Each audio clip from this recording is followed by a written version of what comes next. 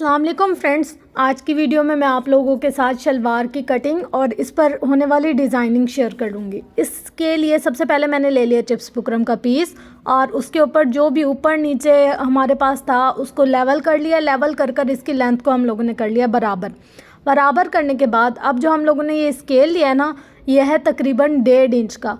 अगर आपको 2 इंच की चाहिए, 3 इंच की चाहिए, जितनी भी आपकी पट्टी हो ना, आप उसके हिसाब से इसको ले सकते हैं। मैंने जो इसकी डिज़ाइनिंग रखनी थी वो रखनी थी 1.5 इंच यानी कि 1.5, तो उसी के हिसाब से मैंने 1.5 के साथ इसकी सारी मेज़रमेंट की है और जितनी मुझे लेंथ में चाहिए थी ना, उसी के हिसाब से मैंने सारा चिप्स बुकरम का पीस कट कर लिया है। यहाँ पर देखिए मैंने जितने भी एजेस थे ना उनको एक साथ साथ पहले सेट किया और फिर कट किया है। आपने ऐसे कट नहीं करना, पहले साथ में सेट करना है लेंथ के अकॉर्डिंग, फिर उसको कट करना है। अब यहाँ पर देखिए मेरे पास 2 साइड थी, जैसे एक पांचे की और फिर दूसरे पांचे की, तो उन्हीं के हिसाब से मैंने 2 लेंथ के हिसाब से कट किया है। मेरा यह तकरीबन था 25 इंच का, तो मैंने इसको 25 इंच के हिसाब से कट किया है। फिर जब हम इसकी डिज़ाइनिंग करेंगे ना, वो मैं आपको साथ साथ ही बताती जाऊंगी। यहाँ पर देखिए हम लोगों ने ना इसके साथ साथ एजेस को भी बराबर करते जाना है। ये नहीं कि हम लोग एजेस पर तवज्जो नहीं दें या एजेस को सेट नहीं करें। अच्छा, अब यहाँ पर आ गया हमारे पास शलवार का पीस और इसकी ना सबसे पहले जो हम लोगों ने करना, प्रेस करने के बाद क्रीज़ बिठा लेनी है। यहाँ पर देखें मैंने इसकी दरमियान की क्रीज़ बिठा ली। फिर नीचे का जो था ना, हम लोगों ने इसको कटिंग करते वक्त आधा इंच का मार्जिन छोड़ा था, उसको मैंने फ़ोल्ड कर दिया है ऊपर की तरफ। यहाँ पर फोल्ड करने के बाद अब जो पट्टी थी ना, इस पट्टी के नीचे मैंने वही जो 1.5 इंच का हम लोगों ने कटिंग किया था ना चिप्स बुकरम का पीस, वो रख कर उसको प्रेस कर लिया। प्रेस करने के बाद ऊपर और नीचे से दोनों सेटिंग कर लिया। सेटिंग ऐसे की है कि आधा इंच अंदर की तरफ रख दिया। अच्छा, अगर आप लोग मेरी वीडियोस स्टार्टिंग से देखते आ रहे हो ना, तो आप लोग को पता होगा कि मैं ग्लू यूज़ नहीं करती, लेकिन आजकल ये बहुत ज़्यादा ट्रेंडिंग में, हर बड़ा छोटा दर्जी दर्जानिया सब इसको इस्तेमाल करें।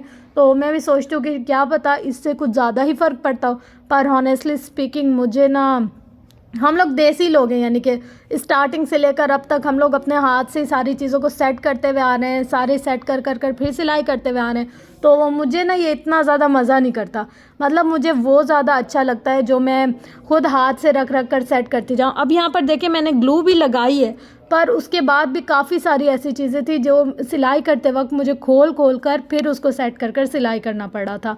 तो इससे अच्छा ये होता है कि मैं पिन से ना इनको सेट कर लेती हूँ।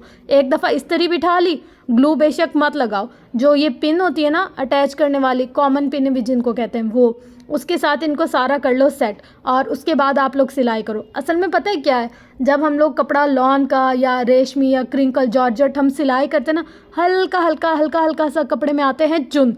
जब हमारे चुन आते हैं ना, तो ये जो हम लोगों ने ग्लू लगाई होती है वो परेशान करती है थोड़ी सी।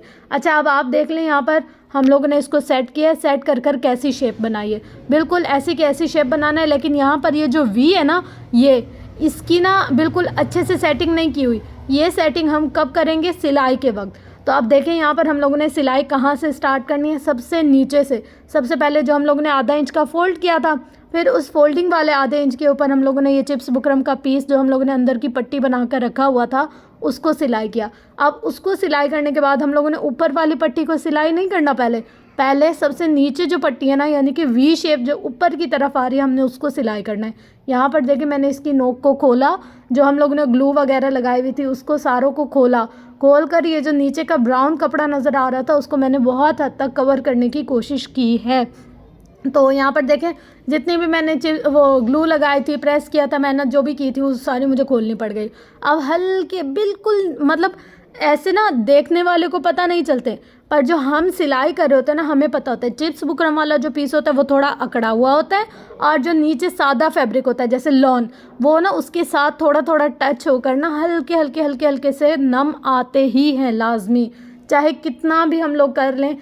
चिप्स बुकरम वाले कपड़े में थोड़ी सी अकड़न होती है और नीचे वाला जो कपड़ा होता है वो सॉफ्ट होता है, तो वो खिंचाव हल्का सा आता है, उसको हम लोगों ने एडजस्ट करना होता है। अब यहाँ पर मैं इसको खोल कर साथ में बराबर इसकी नोक को देखें, नोक का कोना बिल्कुल एक्यूरेट होना चाहिए। जैसे मैंने पहले रफली लगा दिया था, क्योंकि मुझे पता था कि मैं जब सिलाई करूँगी तो मैं इसको खोलूँगी, खोल कर सेट कर फिर सिलाई करूँगी। अगर आप लोग बिगनर्स हैं तो आप अपनी सहूलत के लिए ग्लू को यूज़ कर सकते हैं। अगर आप प्रो हैं, यानी कि काफ़ी टाइम से सिलाई कर रहे हैं, फिर आप जो कॉमन पिन होती है ना उसके साथ इस तरीके से इसको सेट कर लें, उसके साथ फिर इसको अटैच कर लें। अटैच करने के बाद फिर आप लोग सिलाई करेंगे तो कुछ मुश्किल नहीं होगी। जो हम लोग इस तरीके की कपड़े की पट्टी लगाते हैं वो, अगर आप लेस लगा रहे हैं, अगर आपको ये ग्लू वगैरह वाला प्रोसेस अच्छा लग रहा है तो आप करें। हर किसी की अपनी मर्ज़ी होती है और हर किसी की अपनी विल होती है, कोई कैसे ही काम करना पसंद करता है। तो यहाँ पर देखें, ये जो कोना मैंने उस वक्त पेस्ट किया था वो थोड़ा था ख़राब, तो मैंने अब उसको सेट किया है। सेट करने के बाद फिर मैंने इस पर सिलाई की है। ऐसे नहीं कि हम लोगों ने ग्लू लगा दी फिर भाई बस अब अंधाधुंध मशीन चलाते जाओ, नहीं, ये सारी बात समझने देखने की होती है। अच्छा, अगर आपको बहुत ज़्यादा कपड़ा यानी कि आपका नरम है और आपको मुश्किल हो रही है ना, तो आप क्या करें कि नीचे वाले कपड़े के ऊपर भी हल्की हल्की सी जो ज़ीरो की बुकरम होती है ना वो लगा लें। उससे क्या होगा, आपके नीचे के कपड़े में भी हल्की हल्की सी अकड़न आ जाएगी तो वो इकट्ठा नहीं होगा। ठीक है, अब यहाँ पर मैंने 1 इंच का मार्जिन रखकर पूरा जो पांचा है ना उसको सिलाई कर लिया है। जब हम पहले पांचा सिलाई कर लेते हैं ना तो हमारी शलवार जो होती है ना वो फटती बहुत देर बाद है, इतनी जल्दी नहीं फटती और उसमें खिंचाव भी नहीं आता। अब यहाँ पर देख लें आप फाइनल लुक, यहाँ पर जो हम लोगों ने नोक वगैरह सेट की थी वो भी, और ये हल्की हल्की से आपको चुन नज़र आ रहे हैं। देखिए मशीन की जो सिलाई है वो बिल्कुल फ़ाइन है, पर ऊपर का जो कपड़ा है वो थोड़ा कड़क है, अकड़ा हुआ है। नीचे का कपड़ा जो है वो नरम है, इसलिए हल्के हल्के से खम आ रहे हैं। हो सकता है आप लोगों की मशीन में ना आते हो, मेरी मशीन में आ रहे, तो मैंने उस हिसाब से आप लोगों को गाइड करना ज़रूरी समझा।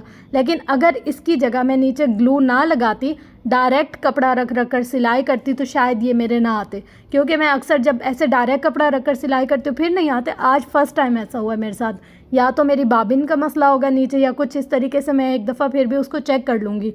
लेकिन अदरवाइज़ ऐसा है कि मुझे जहाँ तक फ़ील हो रहा था, क्योंकि मैंने ग्लू रख कर फर्स्ट टाइम किया था, तो ये ग्लू की वजह से हो रहा है। अब आप लोग देख लीजिएगा, जो चीज़ आपको कंफर्टेबल फ़ील हो आप उसके साथ काम कीजिएगा। बाकी इसकी फ़ाइनल लुक मैंने आप लोग के साथ शेयर किया। अब आप लोग का फ़ीडबैक मुझे बताएगा कि आप लोग को ये सारी बातें कैसी लगी। तो मिलते हैं नेक्स्ट वीडियो में। अल्लाह हाफिज़।